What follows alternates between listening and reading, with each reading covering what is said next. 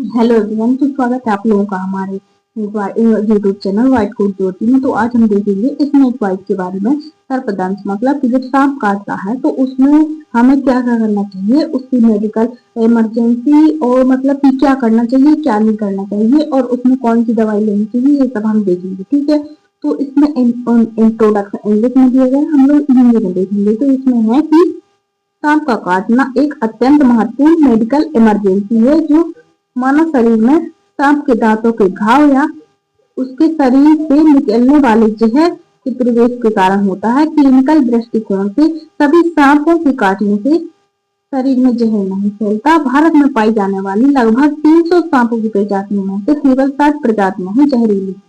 तो जो सांप काटता है ये बहुत ही मेडिकल इमरजेंसी है। इसके काटने से जो होता है कि दांतों के घाव बन जाते हैं और वो क्या करता है कि जहर उसके शरीर से निकलने वाला जहर मतलब कि मनुष्य के शरीर में प्रवेश कर जाता है। तो सांपों के काटने से मतलब कि ऐसा है कि सभी सांप जहरीले नहीं होते, उसमें से कुछ सांप होते हैं जो जहरीले होते हैं। मैं आपको बताऊंगी कौन से सांप जहरीले होते हैं। ठीक है, तो इसमें है भारत में सांपों का वर्गीकरण। तो from a medical teaching respected snake are broadly divided into two clinical category। तो सांप को दो कैटेगरी में बांटा गया है, नॉन वेनस स्नेक और वेनस स्नेक।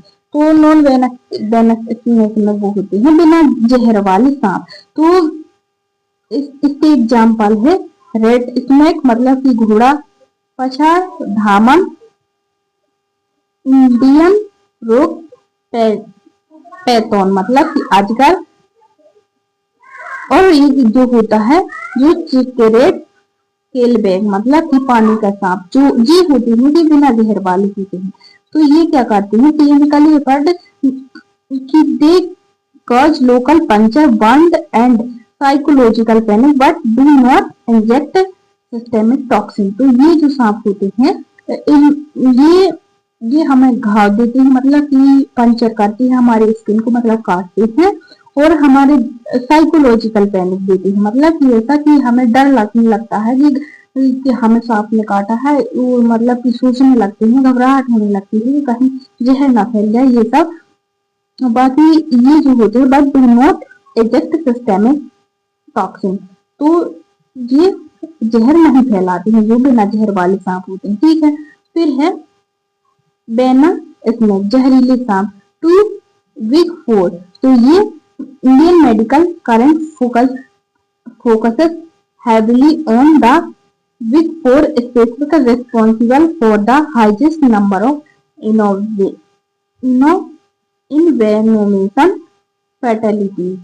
तो ये जो 4 प्रकार के जहरीले सांप होते हैं जो इंडिया में पाए जाते हैं, ये सबसे ज्यादा जहर फैलाते हैं। तो इसमें है इसके नाम दिए गए हैं, इसमें है स्नेक के नाम और टाइप वेनम टाइप मतलब किस प्रकार का जहर फैलाते हैं, प्राइमरली क्लिनिकल टारगेट की मतलब कि उसमें क्या क्या लक्षण देखेंगे। तो सबसे पहला है स्पेक्टेकल कोबरा नाम या गेहुआन। तो ये क्या करता है कि ये जो जहर फैलाता है ये न्यूरोटिक प्रकार का होता है मतलब कि हमारे नर्वस सिस्टम में इसका जहर जाता है, दिमाग में जाता है।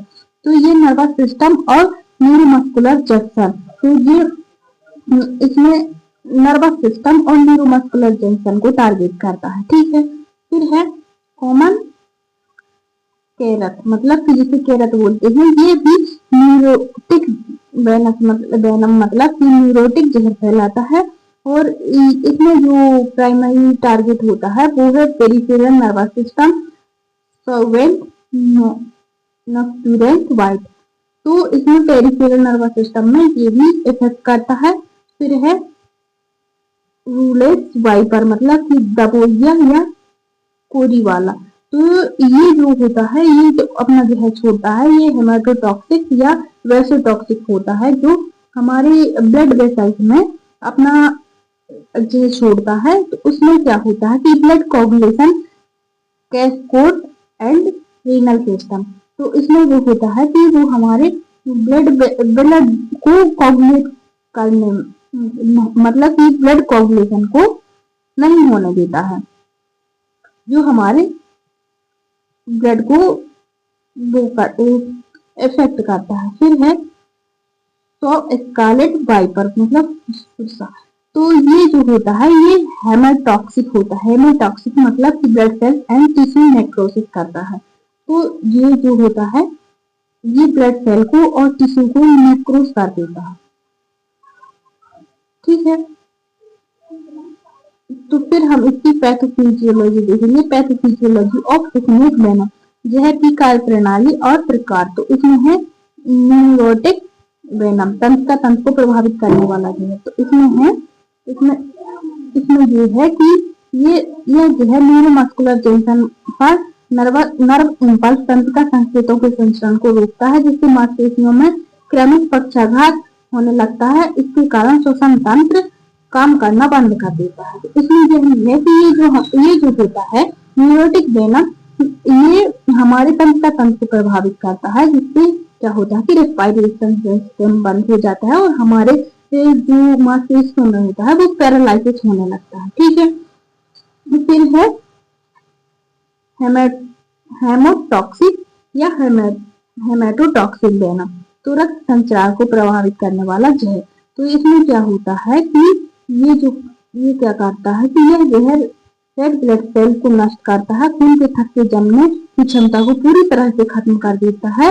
इसके परिणाम स्वरूप मशीनों, पुरानी पेटों, यूरिन या आंतरिक अंगों से अनियंत्रित स्राव होने लगता है। तो ये क्या करता है, जो हेमेटोमा वाला होता है ये हमारे ब्लड वेसल्स में जाके वहां के जो क्लॉटिंग फैक्टर को खत्म कर देता है, जिससे क्या होता है कि ब्लड का थक्का नहीं बनता है, जिससे हेमरेज होने लगता है। ठीक है, तो फिर क्लिनिकल प्रेजेंटेशन एंड सिम्टम्स। तो इसमें क्या लक्षण दिखते हैं, इसमें दो प्रकार के लक्षण दिखते हैं, लोकल साइन और सिस्टमिक साइन। तो लोकल साइन में क्या है कि फैग मार्क मतलब कि distance pair of puncture bound, जहरीले सांपों में आमतौर पर दो स्पष्ट दांतों के निशान मिलते हैं। फिर क्या है severe localise pain, progressive oedema, सूजन होती है मतलब कि सीवियर जिस जगह पे काटता है वहां पे तेज पेन होता है, और फिर एडिमा भी होता है वहां पे, और इकाइमोसिस मतलब त्वचा का रंग बदलता है, एंड लोकलाइज टिश्यू नेक्रोसिस, वहां के टिश्यू सिकुड़ने लगते हैं। फिर है सिस्टेमिक सिम्टम्स मतलब कि सिस्टम में क्या सिम्टम्स दिखते हैं, न्यूरोटॉक्सिक साइन मतलब कि टोसिस मतलब कि मान लो कि ड्रॉपिंग ऑफ आईलाइड मतलब कि पलकों का झुकना हो जाता है, डिप्लोपिया मतलब कि डबल विजन, दोहरा दिखाई देने लगता है, डिफिकल्टी स्वेलिंग, निकलने में कठिनाई वही होता है डिस्फेजिया, और सलड स्पीच मतलब कि बोलने में घर घर की आवाज आने लगती है, अच्छे से नहीं बोल पाता है, एंड रेस्पिरेटरी फेलियर। तो ये सब न्यूरोटिक साइन होते हैं। फिर है हेमेटोटॉक्सिक साइन, तो इसमें क्या होता है persistent bleeding from the white side, तो जहाँ पे काटता है वहां से ब्लीडिंग लगातार होती रहती है, haematuria blood in urine, epistaxis nose bleeding, haemoptysis coughing blood and acute kidney injury. फिर जनरल साइन में क्या होता है syncope, nausea, vomiting, tachycardia and profound hypotension, shock भी हो सकता है। ठीक है, तो ये थे हमारे सिस्टमिक सिम्टम जो देखी जाती हैं। ठीक है, फिर है इमरजेंसी मेडिकल प्रोटोकॉल। तो आपातकालीन प्रबंधन क्या है, तो डू प्रोटेक्ट क्या करना चाहिए। ठीक है, तो इसमें है कि इमोबिलाइज द अफेक्टेड लिम्ब, तो जो प्रभावित अंग है उसको पूरी तरह स्थिर कर देना चाहिए, क्योंकि हिलाने डुलाने से जहर तेजी से फैलता है, तो उसको मतलब कि हिलाना डुलाना नहीं चाहिए। फिर है रेस्टर द पेशेंट, तो मरीज को एंजाइटी होती है उसे रोकना चाहिए, मरीज को शांत करना चाहिए, और मतलब मरीज को बोलना चाहिए कि शांत रहना चाहिए, क्योंकि एंजाइटी होगी तो उससे ट्रेकिकार्डिया होगा, और ट्रेकिकार्डिया होने से हार्ट रेट बढ़ेगी और जिससे जहर क्या होगा पूरी बॉडी में जल्दी फैल जाएगा। फिर है रिमूव कॉन्स्ट्रिक्टिव आइटम्स, तो अंगूठी, कंगन, घड़ी आदि को तुरंत हटा देना चाहिए, क्योंकि वहां पे स्वेलिंग हो सकती है फिर बाद में दिक्कत आएगी। और हमें टाइट कपड़ों को भी हटा देना चाहिए, जिससे क्या हो कि हमें सांस लेने में दिक्कत ना हो। फिर है रैपिड ट्रांसपोर्ट, तो मरीज को तुरंत नजदीकी सरकारी अस्पताल या चिकित्सा केंद्र ले जाना चाहिए। जल्दी से जल्दी झाड़ फूक में नहीं पड़ना चाहिए, ठीक है। फिर है क्या ना करें, तो क्या नहीं करना चाहिए। तो हमें क्या क्या नहीं करना चाहिए सांस काटने पर, तो नो 20 केज, तो कड़ा बंधन बिल्कुल ना बांधे। तो क्या करना चाहिए कि हमें जिस अंग को काटा है वहां पे कसकर नहीं बांधना चाहिए। क्यों? क्योंकि ज्यादा कस के बांधने से वहां पे ब्लड सप्लाई हमेशा के लिए बंद हो सकती है, उस पार्ट को हमेशा के लिए काटना पड़ सकता है। फिर है नो इंफीजन और सूचरे, तो क्या करना चाहिए कि घाव पर कट ना लगाए और ना ही मुंह से जहर चूसे। क्यों वहां पे घाव नहीं करना चाहिए? क्योंकि वहां पे इंफेक्शन फैल सकता है, और जहर को मुंह से नहीं चूसना चाहिए। जैसे कि क्या होता है कि जैसे फिल्मों में देखते हैं कि वो मुंह से चूसते हैं जहर को, तो उससे क्या होता है कि जो मुंह से चूसेगा उसके भी जान को खतरा हो सकता है। तो ये सब नहीं करना चाहिए। फिर है नो केमिकल अल्टरनेटिव एप्लीकेशन, तो बार पर पोटेशियम परमेंगनेट या कोई जड़ी बूटी ना लगाएं, ठीक है, ये सब नहीं लगाना चाहिए। फिर है नो ट्रेडिशनल एयरलेस, तो झाड़ फूक के चक्कर में समय बर्बाद ना करें, तुरंत मरीज को अस्पताल ले जाएं, ठीक है। तो ये सब हमें नहीं करना चाहिए। फिर हम इसका अस्पताल में इलाज की डेफिनेटिव मेडिकल मैनेजमेंट, तो इसमें कौन कौन सा इलाज किया जाता है हॉस्पिटल में, तो इसमें है एंटी स्नेक वेनम, जिसे एएसवी के नाम से जाना जाता है, the definitive and only antidote to neutralise circulating snake venom. तो जो एंटी स्नेक वेनम जो होता है वो क्या करता है कि ये ओनली डेफिनेटिव एंटीडोट है, जो क्या करता है कि जहर को न्यूट्रलाइज कर देता है। फिर है पॉलीवेलेंट एएसवी इन इंडिया, तो ये जो होता है ये लाइफोलाइज और लिक्विड फॉर्म में ड्राइवेड फ्रॉम स्पेन सीरम इन इट अथेटिक against all four major species.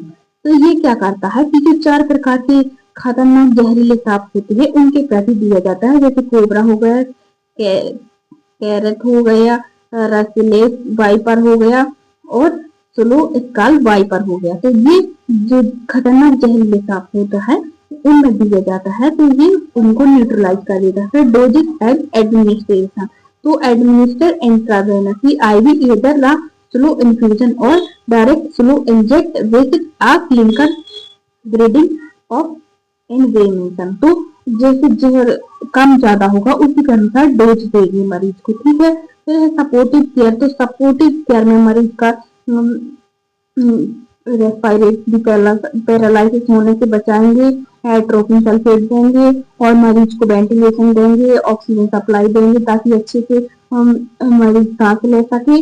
ये सब हम उसका सपोर्टिव केयर करेंगे। तो ये था हमारा स्नेक बाइट के बारे में। तो मरीज को जब स्नेक बाइट करता है तो उसमें क्या करना चाहिए, क्या नहीं करना चाहिए, तो इसका हमें ध्यान रखना चाहिए। और ये बात भी याद रखना कि हर सांप जहरीला नहीं होता, उसमें से कुछ ही सांप जहरीले होते हैं, तो ज्यादा पैनिक होने की जरूरत नहीं है। अगर सांप काटता है तो उसका इलाज संभव है और झाड़ फूक में नहीं पड़ना चाहिए, तुरंत अस्पताल जाना चाहिए, ठीक है। तो आशा करती हूँ आपको वीडियो पसंद आई होगी। अगर वीडियो अच्छी लगे तो वीडियो को लाइक कीजिए, चैनल को सब्सक्राइब कीजिए ताकि अच्छी अच्छी वीडियो आती है। धन्यवाद।